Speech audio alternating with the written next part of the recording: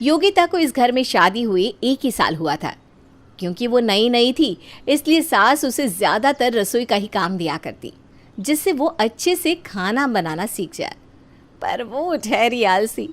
अब उससे ये सब हो नहीं रहा था, तो वो 1 साल से अपनी जेठानी रेवती और अपनी सास की आवाज़ निकालने की कोशिश करती आ रही थी, जिससे वो इन सब कामों से बच सके। रेवती, रेवती, सुन, मैं मंदिर जा रही हूँ। तू बाकी का काम छोड़कर रात के खाने में दाल चावल आलू भिंडी रोटी और रायता बना देना, समझी? पर माँ जी, मैं तो आपकी अलमारी बना रही हूँ, आप ही ने तो कहा था। अरे वो सब छोड़ दे, पहले जल्दी से खाना बना दे, समझी? ठीक है माँ जी। रेवती सब काम छोड़कर रसोई में आती है, जहाँ योगिता अनजान बनने का नाटक करती है। अरे भाभी, आप क्या कर रही हैं यहाँ? मैं बना देती हूँ ना खाना। अरे नहीं माँ जी, अभी अभी क्या कर गई हैं मुझे सब कुछ बनाने को। तुम ना बस मेरी मदद कर दो। पर माँ जी ने तो मुझे बोला था खाना बनाने को। अरे अभी वो मंदिर जाने से पहले मुझे क्या कर गई। अच्छा ठीक है, आप बना लीजिए, मैं आपकी मदद कर देती हूँ। रेवती खाना बनाने लगती है और सब कुछ बनाने के बाद जब वो रायता बना रही थी, तब उसकी सास आ जाती है। अरे रेवती, तो यहाँ क्या कर रही है? मैंने तुझे अलमारी बनाने को कहा था ना मेरी, तू सारे कपड़े छोड़कर यहाँ रायता बनाने बैठ गई। माँ जी, आप ही ने तो कहा था ये सब करने को, इसलिए तो मैं यहाँ आ गई। एक तो काम चोरी, ऊपर से सीना झोरी। अरे मैंने कब तुझसे कहा ये सब करने को? मैंने तो तुझे मेरी अलमारी बनाने को कहा था। मैंने भी भाभी से यही कहा कि मैं बनाती हूँ, पर वो मानी ही नहीं। हे भगवान, जेठानी क्या बन गई? खुद को मुझसे भी बड़ा समझने लगी है, हैं? मूर्ख। माँ जी, पर मैंने तो वो। बस एक लफ्ज नहीं, चल कान पकड़। माँ जी। चल जल्दी कर। योगिता ये सब देखकर मन ही मन मुस्कुरा रही थी, क्योंकि उसका तो काम भी हो गया और जेठानी को सास से डांट भी पड़ी। पर अब उसे इस खेल में मज़ा आने लगा था, क्योंकि अब उसकी पकड़ सास की और जेठानी की आवाज़ पर पक्की हो गई थी। एक दिन योगिता अपनी माँ से फ़ोन पर बात कर रही थी। क्या बताऊँ माँ, इतना काम होता है यहाँ, और मेरी सास, वो तो बस दिन भर बैठी ही रहती है। योगिता अपनी माँ से बात कर रही थी, तभी उसकी सास कमरे के बाहर से जा रही थी, तो उसने अपनी आवाज़ जेठानी जैसी कर ली और सास की बुराई करने लगी। हाँ क्या बताऊँ, एक नंबर की आलसी है मेरी सास तो। बस सारा दिन हुक्म चलाती रहती है, खुद तो कुछ काम करती नहीं, और हमें सारा ये करो वो करो, ये खाना बनाओ वो खाना बनाओ, और डांटती भी ना पूरा हिटलर की तरह। हमारे तो कर्म ही फूट गए हैं। कावेरी चुपचाप सब कुछ बाहर खड़ी सुन रही थी और गुस्से से लाल हो रही थी। उतने में योगिता उस कमरे के पिछले दरवाजे से बाहर निकल गई। कहाँ गई है? अभी बताती हूँ इस रेवती को। मैं कामचोर, मैं हिटलर, बहुत खाती हूँ। कहाँ गई रेवती? रेवती कहाँ गई? क्या हुआ माँ जी, आप इतने गुस्से में मुझे क्यों बुला रही हैं? पहले कान पकड़, चल चल कान पकड़। अब मैंने क्या कर दिया माँ जी? आप उठक बैठक कर, चल जल्दी कर। अरे माँ जी, आप तो स्कूल टीचर की तरह सजा देने लग जाती हैं। मैं आपकी बहू हूँ, 3रे क्लास में पढ़ रही, कोई स्टूडेंट नहीं हूँ। मैं कामचोर, मैं हिटलर की तरह डांटती हूँ, बहुत खाती हूँ। चल चल 100 बार उठक बैठक कर। क्या टैलेंट है मुझ में, ज़रा भाभी को देखो कैसे उठक बैठक लगा रही हैं। योगिता अब इस बात का हर वक्त फ़ायदा उठाने लगी थी। कभी वो जेठानी की आवाज़ निकालकर सास को गुस्सा दिलाती, तो कभी सास की आवाज़ निकालकर जेठानी को अलग अलग तरीके से परेशान करती, और इस सब में डांट और सज़ा मिलती थी बेचारी रेवती को। एक दिन सास दरवाजे पर खड़ी है बाहर जाने के लिए। रेवती कहाँ रह गई? इतनी देर क्यों लग रही है आने में?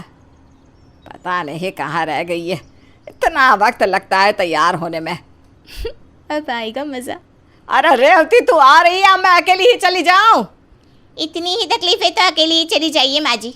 पर जाएंगी कैसे? आपको स्कूटर तो चलाना आता नहीं, और रास्ते आपको याद रहते नहीं, और बाज़ार में क्या लेना है उसकी लिस्ट भी आपको नहीं पता। पैसे गिनने में तो वैसे ही आपकी मौत आ जाती है। फिर भी जाना है तो जाइए।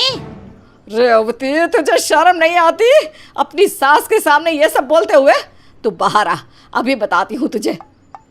योगिता दूर खड़ी ये सब देख रही थी, पर उसे नहीं पता था कि इस बार रेवती ने उसे ये सब करते हुए देख लिया था। अच्छा, तो ये बात है। देवरानी जी, आपने गलत इंसान के साथ ये खेल खेला है। मैं इस खेल की बहुत पक्की खिलाड़ी हूँ। अब जो खेल आपने शुरू किया है उसे ख़त्म तो मैं ही करूँगी।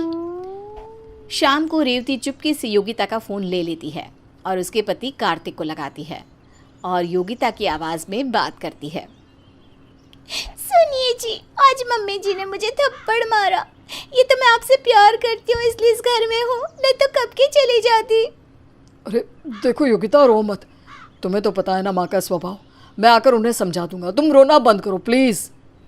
ठीक है, पर एक ही शर्त पर। आप आज खाना खाने के लिए बाहर लेकर जाएंगे और मेरे लिए तोहफे और साड़ी भी लेकर आएंगे तो ही मैं मानूंगी। अच्छा अच्छा, सब लेकर आऊँगा, तुम बस रोना बंद करो।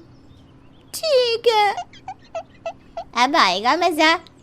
देवरानी जी, रात को देखिए क्या क्या होता है। रात को कार्तिक बाहर से खाना, तोहफे, साड़ी सब कुछ ले आता है और गुस्से में अपनी माँ से कहता है, माँ, तुम्हें ये सब नहीं करना चाहिए था। डांटना अलग बात होती है, पर ये सब। अरे ये सब क्या है? क्या किया है मैंने, बताएगा अभी कुछ? आपने योगिता को थप्पड़ क्यों मारा? वो कितना रो रही थी फ़ोन पर, पता भी है आपको? अरे पागल हो गई है क्या? मैंने कब मारा तुझे? हैं, क्यों मेरे बेटे को भड़का रही है?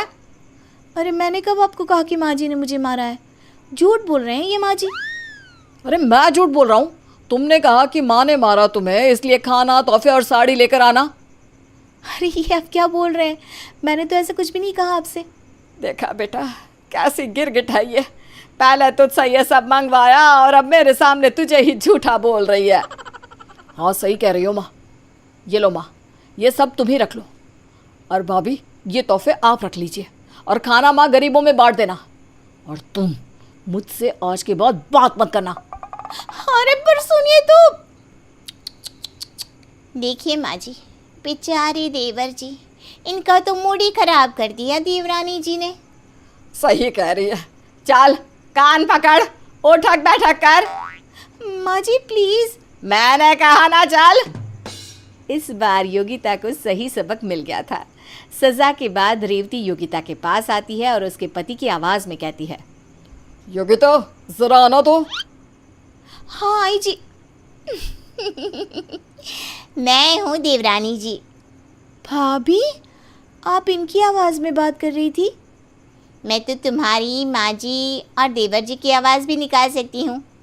मैंने उस दिन देख लिया था तुम्हें मेरी आवाज़ निकालते हुए, पर तुम्हें ये नहीं पता कि तुमने एक मिमिक्री आर्टिस्ट के साथ पंगा ले लिया है। अगली बार से याद रखना देवरानी जी। क्या? Mimicry artist? हे भगवान, सॉरी भाभी, आगे से कभी ऐसा नहीं करूँगी। ये किससे पंगा ले लिया मैंने? ज्योति की शादी अभी हाल ही में मनीष के साथ हुई है। ज्योति को घर का काम करना तो नहीं आता, लेकिन उसकी ननद मेघा हर काम में माहिर है। इसकी वजह से ज्योति अपनी ननद से बहुत जलती है। वो नहीं चाहती कि उसके ससुराल वाले उससे ज्यादा किसी और से प्यार करें। एक दिन ज्योति की सास ममता कहती है, बहू, घर पर कुछ मेहमान आ रहे हैं, वो तुम्हारे हाथ का बना खाना खाना चाहते हैं। अच्छा सा खाना बना लेना। हाँ बेटा। जी ठीक है माँ जी। ज्योति ने खाना बनाने के लिए हाँ तो बोल दिया, लेकिन खाना तो क्या, ज्योति को तो चाय बनानी भी नहीं आती। अब ज्योति सोचने लगी, मैंने माँ जी से बोल तो दिया है कि अच्छा खाना बनाऊंगी, लेकिन बनाऊंगी कैसे? मेघा की मदद ले लूं, लेकिन अगर मेघा ने मेरे साथ खाना बनाया तो उसे पता चल जाएगा कि मुझे घर का कोई काम करना नहीं आता। ज्योति ये सोच ही रही थी कि तभी वहां ममता और मेघा आ जाती हैं। अरे बहू, खड़ी खड़ी क्या सोच रही हो? चलिए मैं आपकी मदद करती हूँ। नहीं नहीं मेघा, मैं खुद कर लूंगी। वो क्या है ना, मुझे पसंद नहीं कि किचन में कोई मेरे साथ खड़ा हो। कोई मेरे साथ खड़ा होता है ना, मुझसे काम ही नहीं होता। ठीक है बहू, तू अकेले ही खाना बना बस। चल मेघा, तू मेरे साथ बाहर चल। ममता और मेघा वहां से चली जाती हैं। कुछ देर बाद मेहमान भी आ जाते हैं और ज्योति मेहमानों के सामने बहुत सारा खाना सर्व करती है।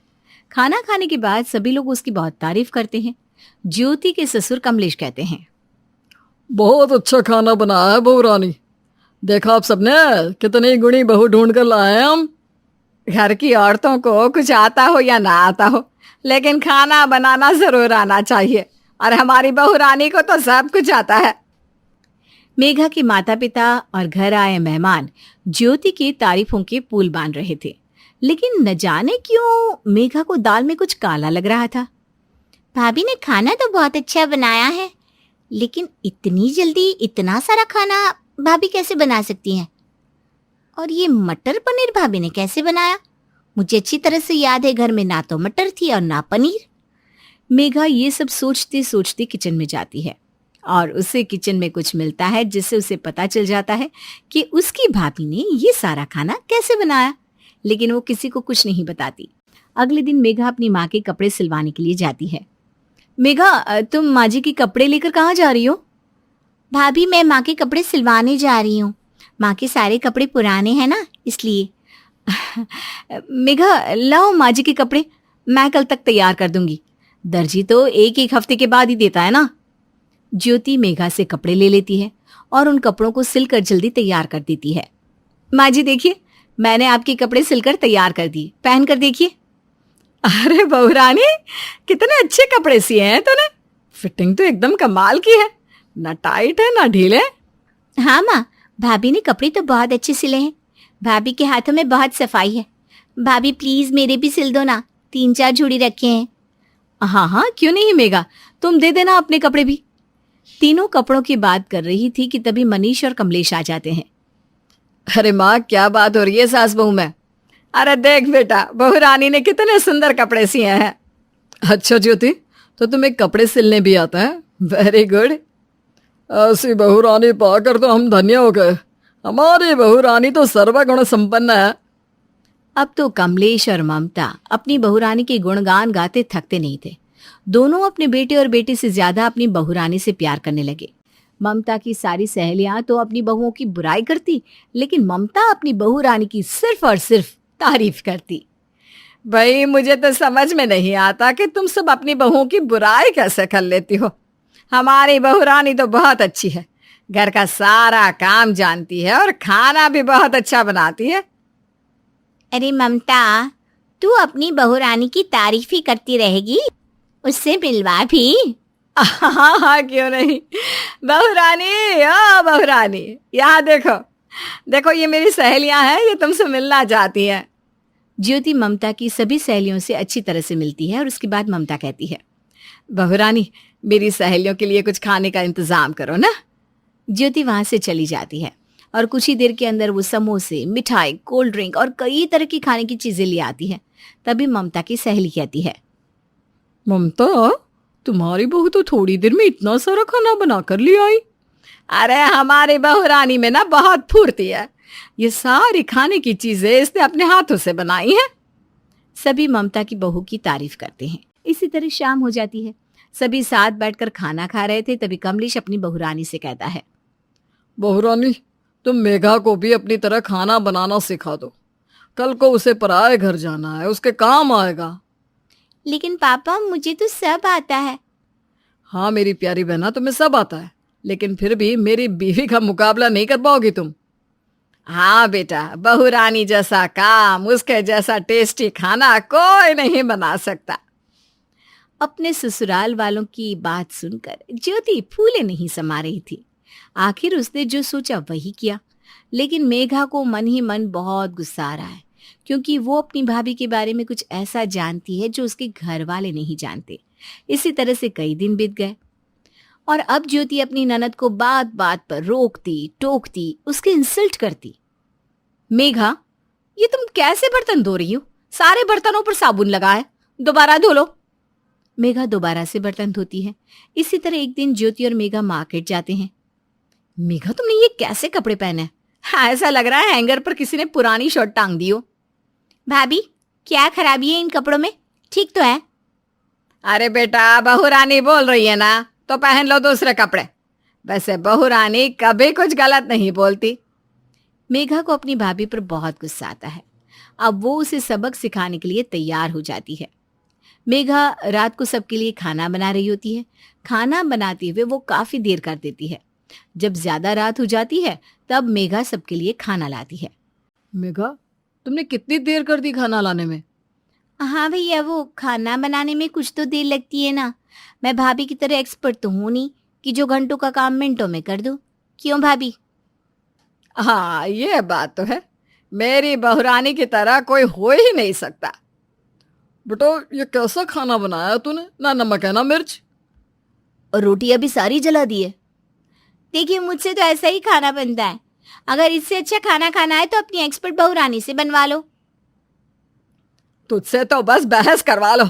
बहुरानी, जा बेटा, सबके लिए अच्छा सा खाना बना दे। ज्योति किचन में चली तो गई, लेकिन उसे समझ में नहीं आ रहा था कि वो खाना कैसे बनाए। जब उसे किचन में बहुत देर हो गई तो मनीष बोला, ज्योति, कितना टाइम लगेगा खाना बनने में? घर वाले बार बार ज्योति को आवाज दे रहे थे, लेकिन उसका कोई जवाब नहीं आ रहा था। फिर क्या था, सभी किचन में चले गए।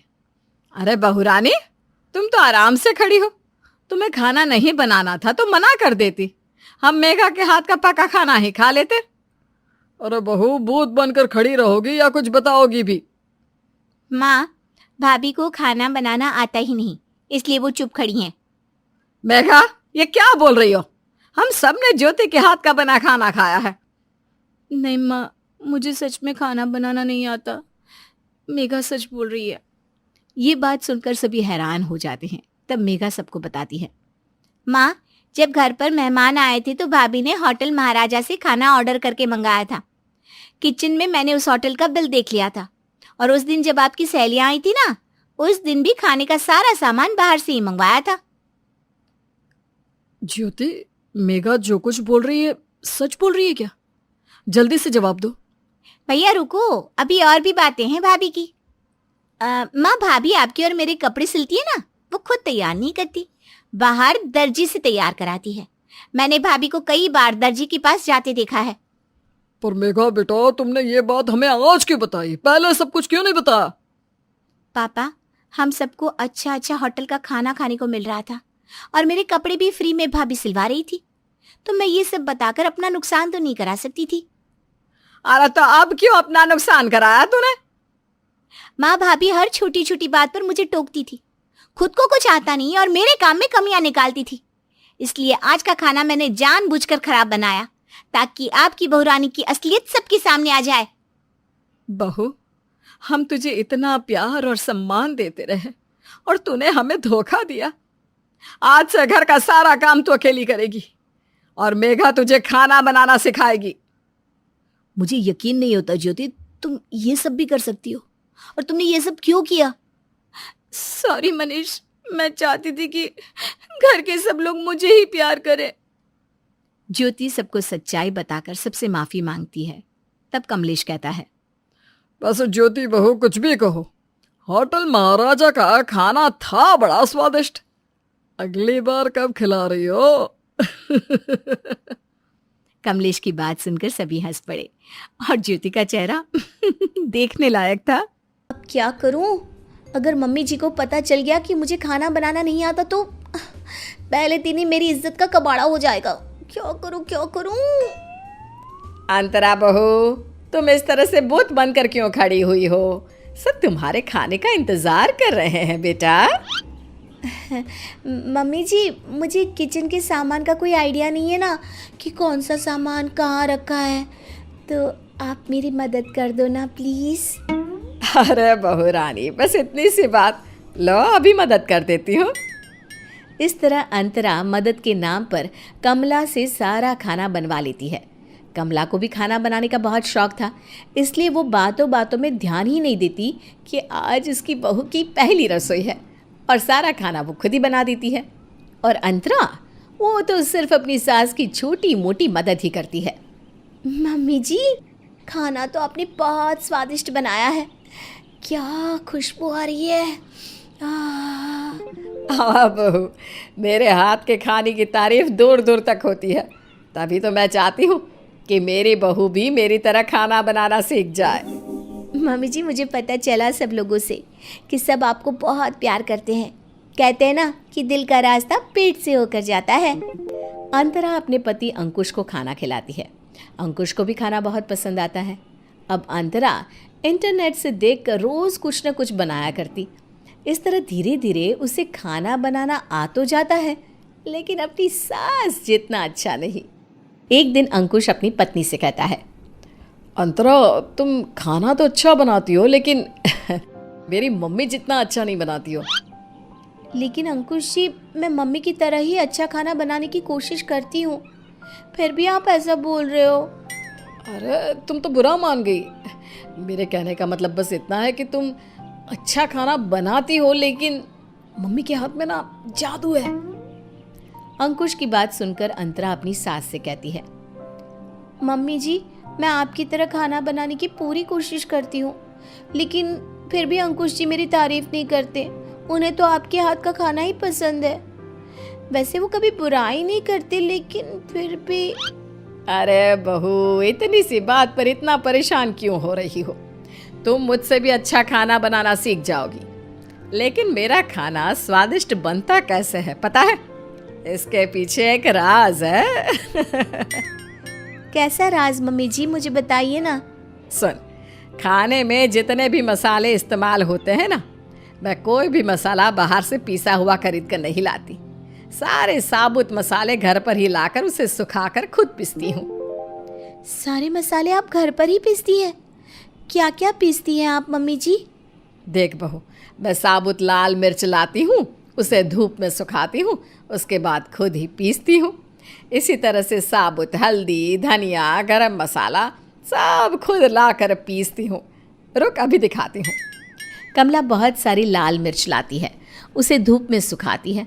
2 दिन बाद जब लाल मिर्च अच्छी तरह से सूख गई तो कमला ने अपने बहू के साथ उसे पीसना शुरू कर दिया। मम्मी जी, कितनी मेहनत करनी पड़ रही है। खांसी आ रही है, हाथों में, पैरों में, मुंह में मिर्ची लग रही है। अरे बहू, पहले तो तुम मुंह पर कपड़ा बांधो, खांसी नहीं आएगी। अपना हाथ चेहरे पर मत लगाना, थोड़ी सावधानी बरतो, कोई मुश्किल काम नहीं है ये।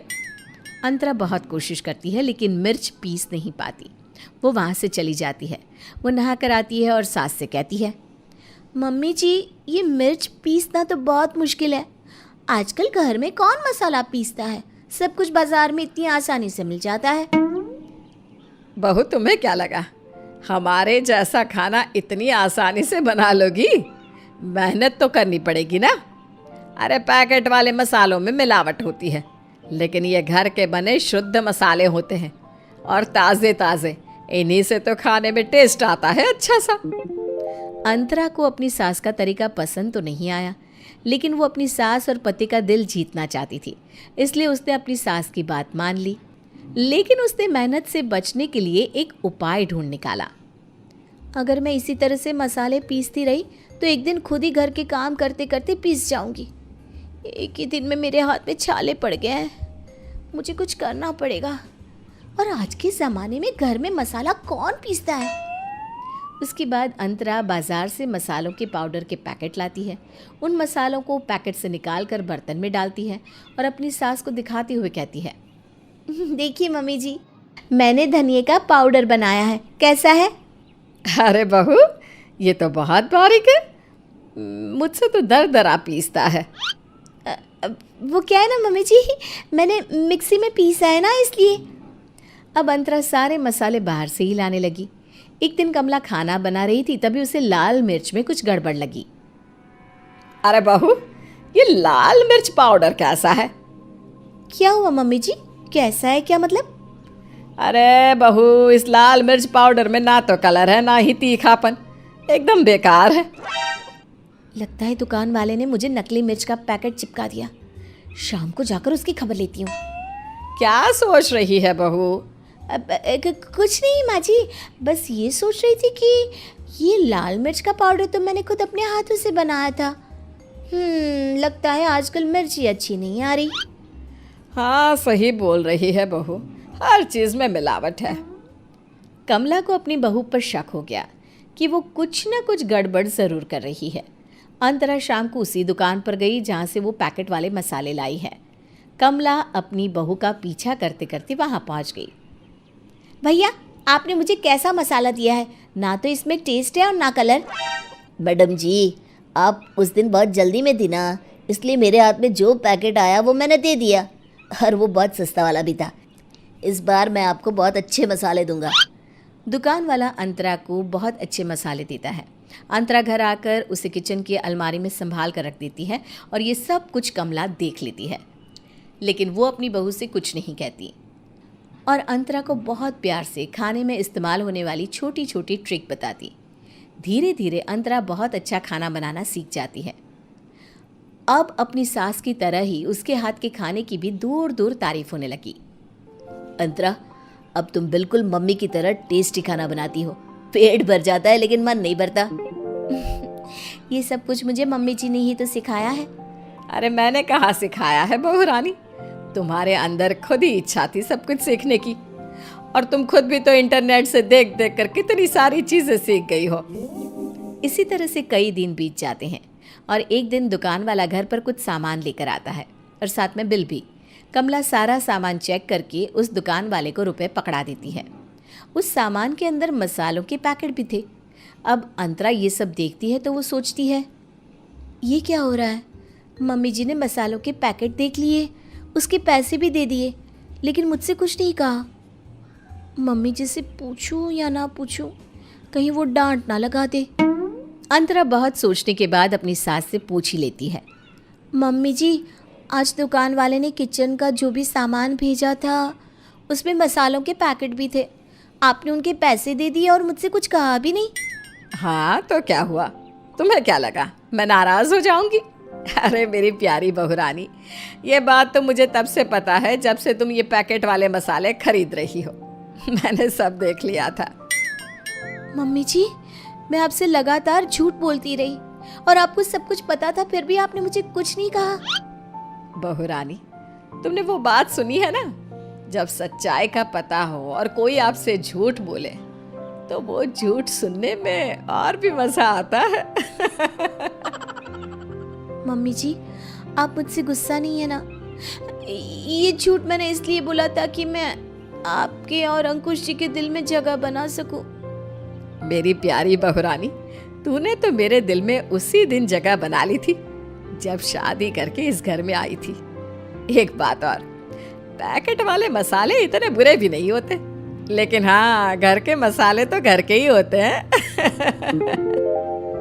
कमला ये कहकर जोर जोर से हंसने लगी। अंतरा भी उसके साथ हंसने लगी। इस तरह कमला ने अपनी बहू रानी को खाना बनाना सिखाया और बहू रानी के बाहर से मसाला खरीदने वाले अंदाज को प्यार से अपनाया।